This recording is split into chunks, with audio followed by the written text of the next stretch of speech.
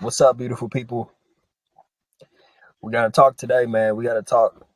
We gotta talk for real. We gotta have a little heart to heart. You know what I'm saying? And this is another one of those messages that applies to anyone and everyone. But more specifically, I'm talking to my former athletes.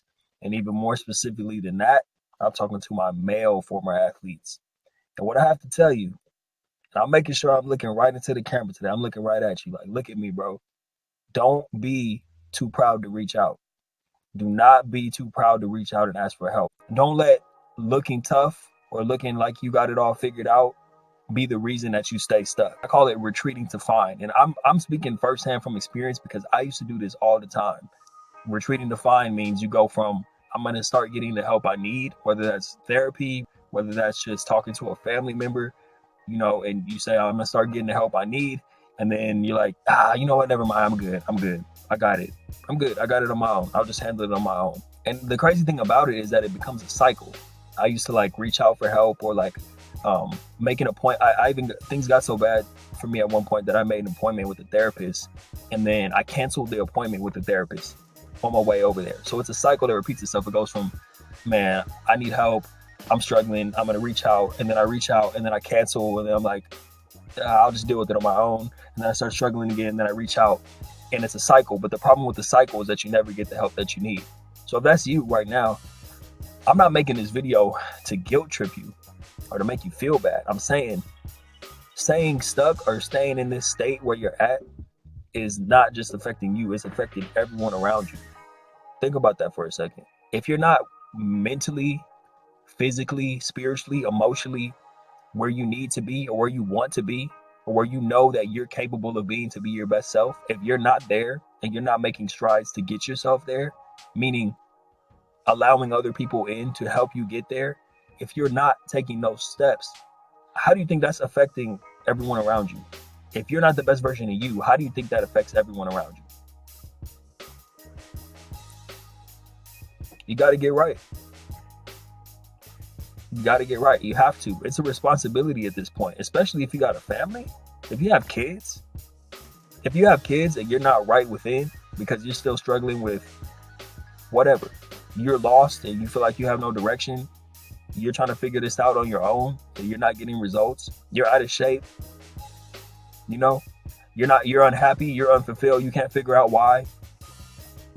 You don't think that's affecting the people around you?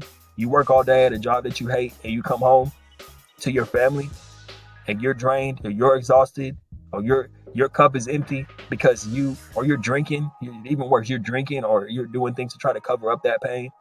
You're not communicating with your family, you're not spending time with your kids, you're isolating yourself. You don't think that's affecting the people around you? I think about when I came home, my brother told me that my little brother told me he felt like he didn't have a relationship with me because I was always locked up in my room or I was out drinking or whatever. My mom and dad felt like they didn't know how to get through to me. They felt like they couldn't. They felt like they wanted to help me. They knew something was going wrong, but because I would never open up or never let them in, they felt like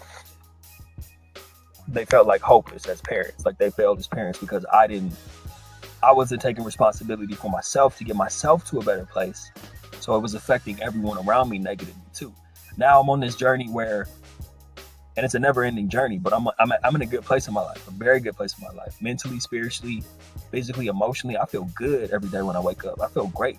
And it took a lot of work, and it still takes a lot of work to keep myself there. And the reason that I do it is because I realize that it's bigger than me. Me keeping myself, me being the best version of Taj means that everyone around me gets the benefit from that. There's a reason why when you're on the airplane, they tell you to put your oxygen mask on first. It's because you can't help anyone else put theirs on if you ran out of oxygen. And that's a great metaphor for life. The only reason I'm spending so much time on this is because I know someone needs to hear it. I spent so much time being so damn proud to ask for help. I spent so much time trying to look tough and try not to look weak. And it got me absolutely nowhere. It made things worse. There's 7-8 billion people in the world. You think that at least one person out there could have helped me if I would have reached out? You think one out of that 7 or 8 billion out there is somebody who had their stuff together or was in a position that I want to be in? And if I would have reached out or just shared myself, they could have helped me. That's why I do what I do now, because I know that athletes are so prideful that we're not going to step up and say, I need help. Someone has to come and get you, realistically. Like when I was 23, 24, depressed, unemployed, drinking, smoking, laying under the covers, watching Netflix, in order for me to open up, someone would have had to physically kick my door in, rip the covers off me, drag me out, and shake me and say, listen, get your life together, cut this out. Get your life together, work on it, figure yourself out, figure out what you want from life and go and get it. So that's what obviously I can't break in anybody's house and kick their bedroom door in, but through this medium, through me turning on this camera and talking, I'm kicking in your bedroom and saying, stop being too proud to ask for help.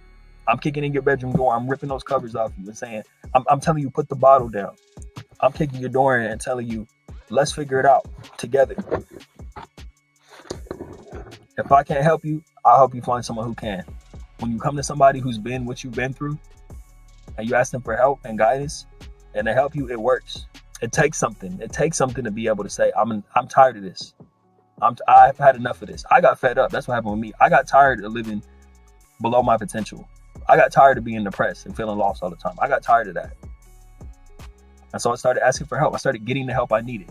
And I started giving it to myself. I started taking care of myself. And I started getting the help that I needed from other people who were in a good place in their life and who I knew had been through what I've been through. Former athletes, anybody. I started reaching out. Because before that, I was just pretending like everything was okay. A real man says, I need help. I want to be better for myself and I want to be better for everyone around me. I need help. Please help me. That's what a real man does. Once again, I'm talking to everybody, but if you're watching this, I'm talking to you too. If you and I had some dialogue and you told me flat out you're lost and you're struggling with this and that, and you want to be better for your family, and then you just decided, I'm going to deal with it on my own, and you're still not anywhere better, you're still not in a better position, I'm talking to you. You're slipping. You got to get it together.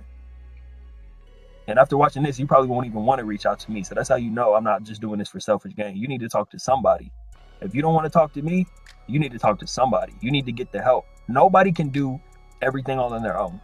We need people. We need people who can help us and bring us up. I think that's one of the best places to be in life, when you're lifting people up and people are lifting you up. I have people in my circle. Everything I do on a daily basis is to lift people up. I'm on coaching calls from sun up to sundown, helping former athletes uplift and improve their lives and figure out what they want to do. And then I also have people who I see normally on the weekends who lift my spirits and help me get better. I'm tuned into people who are lifting me up so I can lift others up. Once again, I don't want you to feel guilty. I want you to do something about it. All right. I love you guys. Like the video, subscribe to the podcast, to the channel, YouTube channel. Share it with somebody, leave a rating, review. I know everybody asks for it, but if I don't ask you to share it with somebody, you won't share it. So please share it with somebody who needs to see this. All right. I love you guys. I'll talk to you next time.